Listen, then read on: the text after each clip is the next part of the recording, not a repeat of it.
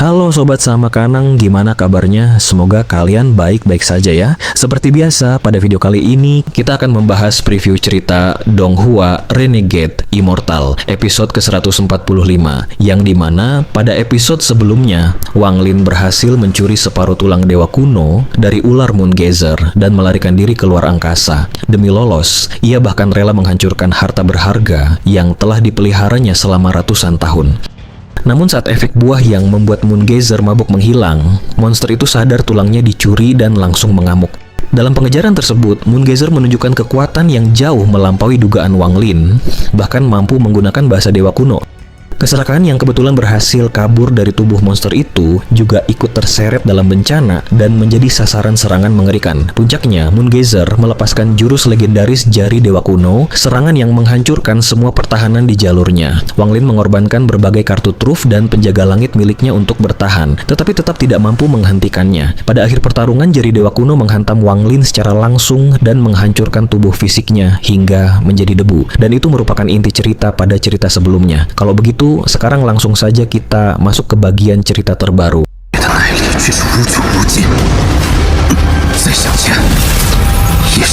Wang Lin seketika gembira saat menyadari ular Moongazer berhenti mengejar akibat insting krisis wilayah utara. Sambil menghela napas lega dengan sisa ketakutan, ia tersenyum pahit karena kehilangan tubuh fisiknya, lalu terbang mencari tempat tertutup demi memurnikan tulang Moongazer untuk manik penentang surga, sekaligus membentuk tubuh baru. Sementara itu, sang ular raksasa mundur dan menggulung diri menjadi bola di antara 5 planet utama sembari menyemburkan kabut tebal untuk tidur nyenyak, membuat hati para pembudidaya domain utara bergetar ketakutan. Di sisi lain, Grid mendarat mengenaskan di planet primitif berenergi lemah. Namun ia puas karena jari dewa kuno telah menghancurkan semua cap mematikan di tubuhnya kecuali milik Alseer, lalu bersembunyi di dalam tanah hingga bumi mengeluarkan bau busuk misterius. Wang Lin sendiri terbang melintasi domain selatan dan menemukan wilayah asteroid raksasa yang nyaman. Demi keamanan, ia melepaskan penjaga surgawi, Celestial Guard, untuk merayap masuk ke sebuah planet mati berukuran setengah dari planet Ranyun yang dihujani jaring guntur surgawi bawaan Inet Thunder. Karena jiwa asalnya telah bermutasi setelah melahap naga guntur kuno, sambaran petir biru di sana justru terasa sangat nyaman bagai pijatan lembut. Namun karena boneka penjaganya ketakutan terhadap guntur alami tersebut, Wang Lin menyuruhnya mundur ke asteroid luar sementara ia melesat masuk sendirian ke pusat penjara guntur planet. Melihat daratan petir tanpa makhluk hidup yang menyimpan vitalitas raksasa setara planet subur ini, Wang Lin membatin puas. Tempat ini sempurna untuk melatih mantra asal guntur. Ia menghempaskan tulang Moongazer ke tanah hingga memicu guntur purba, lalu duduk bersila membentuk segel tangan.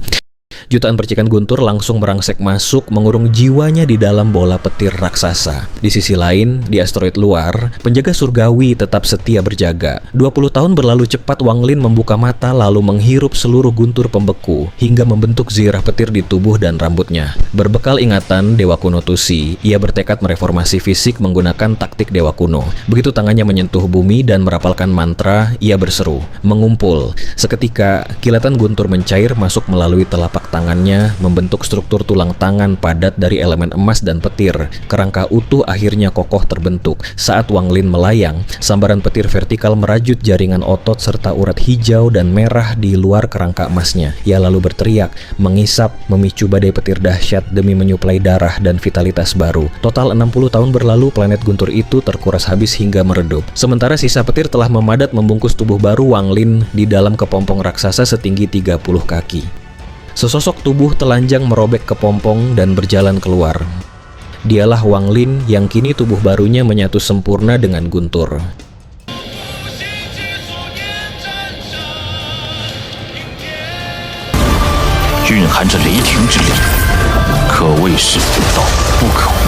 Usai memakai jubah putih dari tas penyimpanan jiwa, ia duduk bersila menghadapi gunung tulang Moongazer. Ia mengibaskan bendera 1 miliar jiwa demi melepas jutaan fragmen jiwa dan 3 jiwa utama untuk berjaga. Setelah aman, ia mengeluarkan manik kristal penentang surga untuk menyerap kandungan logam dari tulang Moongazer menjadi benang emas. Namun, proses ini berjalan sangat lambat karena sifat manik yang kian melambat menjelang penyelesaian. Sembari memantau lewat jiwa keempat, Wang Lin memeriksa 3 harta karun rampasan dari Grid 60 tahun lalu. Harta pertama adalah gunung raksasa surgawi berenergi kaya yang cap jiwa lamanya sudah terhapus. Wang Lin mencoba mantra ekstraksi jiwa, kemampuan langkah kedua. Lembut namun pasti, tangannya mengangkat kabut ilusi jiwa gunung tersebut. Namun, saat ia iseng menekan bumi untuk mengekstrak jiwa planet, ia gagal total akibat serangan balik hebat hingga tubuhnya berbunyi letop dan wajahnya memucat. Ia pun menyimpan kembali gunung rusak itu karena butuh energi asal untuk diperbaiki. Harta kedua adalah layar gunung dan sungai, tiruan lukisan Dao Surgawi peringkat kelima alam surgawi. Karena cap jiwanya hancur oleh jari dewa kuno, Wang Lin menanamkan indera ilahinya sendiri, lalu menelan layar itu ke dalam jiwa asal untuk ditempa guntur. Terakhir, harta ketiga adalah mahkota bermanik 5 elemen yang anti peluru. Saat iseng memakainya, sebuah kekuatan misterius merayap memeriksa tubuhnya sebelum akhirnya pasif kembali. Wang Lin terkejut dan seketika teringat sesuatu, kekuatan ini mencari tubuh 5 elemen semut Hongdi. Sembari merenung, Wang Lin mengeluarkan mawar biru ilusi milik mendiang Red Butterfly dari tas penyimpanan. Aura dingin mawar yang membawa keangkuhan sang pemilik langsung diserap oleh mahkota emas hingga kelima permata menyala terang, memunculkan siluet pemegang pedang di dalamnya. Namun, Wang Lin bingung mengaktifkannya karena grid menyebut butuh 9.999 jiwa kaisar, sedangkan ingatan Tusi hanya membantu mengenali bahan tulang naga api pada mahkota tersebut. Wang Lin lalu fokus memantau manik penentang surga yang menyerap elemen logam dari tulang ular Mongazer. Setelah 3 bulan, elemen logam habis terisap dan lambang 5 elemen pun mencapai titik sempurna. Manik bertransformasi menjadi sebening kristal kuno lalu melayang ke udara. Wang Lin segera menjentikkan setetes darah berisi indera ilahi ke manik, memicu munculnya simbol purba rumit di benaknya. Dengan tenang, ia menggambar simbol itu di udara hingga menghasilkan aura pekat yang meretakkan planet. Begitu simbol dihantamkan ke arah manik, ledakan cahaya ungu dahsyat langsung membusukkan boneka penjaga surgawi, memaksa Wang Lin menariknya bersama 3 jiwa utama ke dalam bayangan. Cahaya ungu meluas menyegel planet dari sistem bintang All Heaven dan melepaskan seluruh energi 5 elemen demi memunculkan pintu besar raksasa di balik kabut. Melihat pintu itu, jiwa Wang Lin gemetar oleh ketakutan naluriah. Namun, demi melindungi jiwa Wan Er dan Wang Ping di dalam manik, hati Daonya menolak menyerah. Jika surga ingin membunuh orang yang kusayangi, aku akan membantai surga, teriaknya. Tekad ini memicu naga guntur kuno di jiwanya mengubah tubuh Wang Lin menjadi perwujudan petir, tepat saat gumpalan cahaya ungu di depan pintu memadat membentuk lengan raksasa halus yang melambai memanggilnya. Lengan ungu raksasa hasil bentukan mantra itu terus melambai lambat laksana kerabat tua yang memanggil seorang anak untuk menembus gerbang.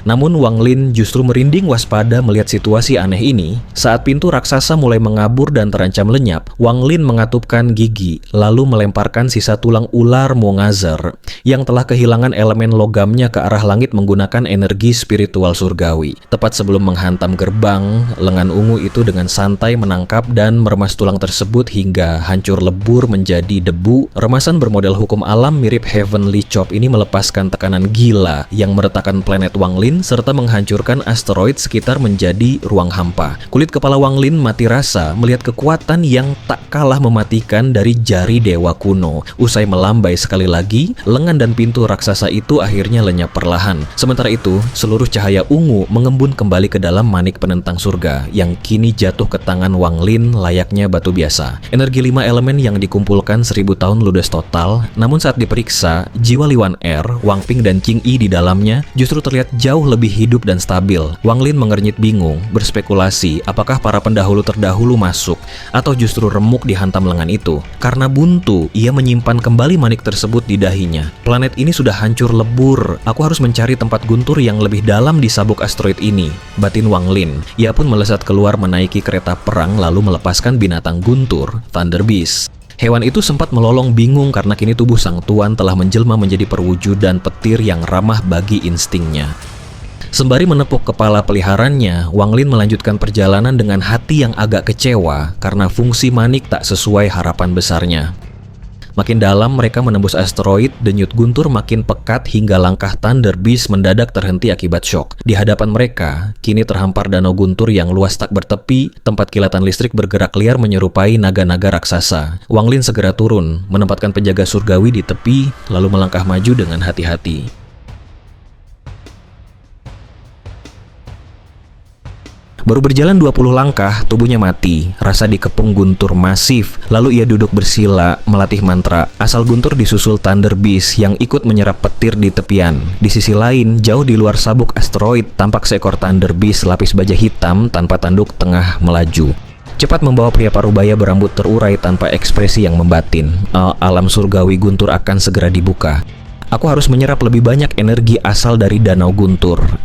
Pria berambut hitam itu perlahan mengusap kepala besar Thunder Beast-nya. Sembari menatap kekosongan, matanya memancarkan kilatan aneh saat ia bergumam cemas bahwa para utusan kuil surgawi petir pasti akan bertarung sengit memperebutkan harta di alam surgawi guntur kelak. Di sisi lain, ia mengungkap rumor kuno, manik penentang surga awalnya jatuh di kedalaman asteroid selatan ini hingga memicu mutasi guntur purba yang menciptakan danau petir raksasa tersebut. Sementara itu, Wang Lin mulai merapalkan mantra asal guntur secara berulang di dalam danau. Mantra langkah kedua yang sangat langka ini berfokus mengekstrak energi asal murni langsung dari petir surgawi ke dalam tubuh.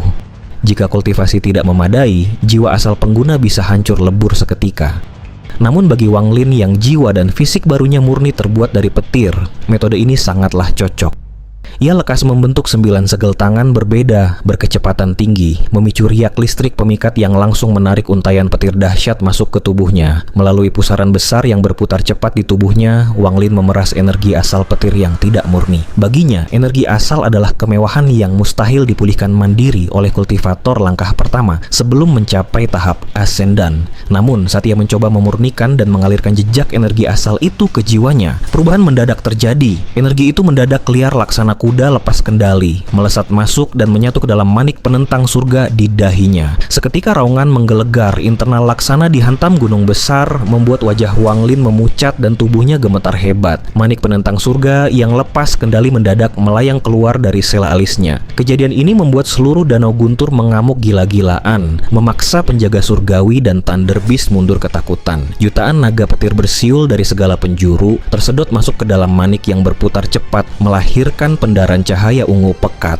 yang kembali memicu pembatasan mistis isolasi alam dan memunculkan pintu besar raksasa. Wang Lin baru menyadari bahwa manik ini ditarik oleh memori bawah sadar. Tempat asalnya keluar dulu, di mana rasa nyaman yang ia rasakan selama ini ternyata bersumber dari manik tersebut. Karena kini manik sudah mengenali pemiliknya, pasca penyempurnaan 5 elemen, benturan dengan petir lokal langsung memicu aktivasi otomatis.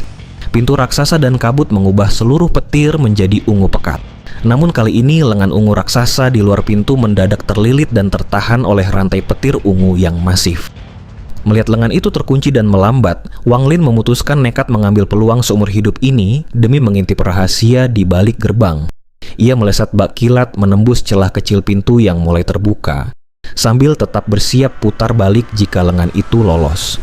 Tepat saat celah tersibak, dunia mendadak membeku, dan kesadaran Wang Lin tersedot masuk ke dalam pintu, meninggalkan tubuh fisiknya dalam kekosongan tanpa batas. Wang Lin mendapati dirinya berada di ruang penentang surga yang familiar, penuh kekacauan dan bola-bola cahaya yang melayang. Namun anehnya, pandangannya bertindak sebagai katalis. Bola cahaya yang ia tatap membengkak cepat seukuran planet, menyerap awan debu angkasa, lalu memadat membentuk daratan, sungai, samudra, dan energi spiritual murni yang kaya. Namun, planet tak berpenghuni itu segera hancur dan menyusut kembali menjadi ketiadaan akibat putaran waktu yang terbalik. Dalam kondisi melayang tanpa tubuh, kesadaran Wang Lin larut total menembus ribuan tahun waktu demi mencari sumber kekuatan misterius di luar hukum alam tersebut, mirip saat ia memahami domain hidup dan mati.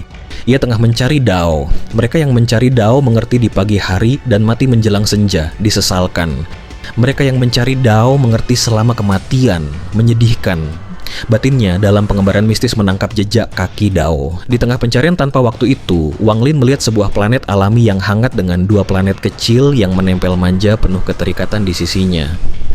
Merasa ada ikatan emosional kuat, salah satu planet mengeluarkan riak kegembiraan.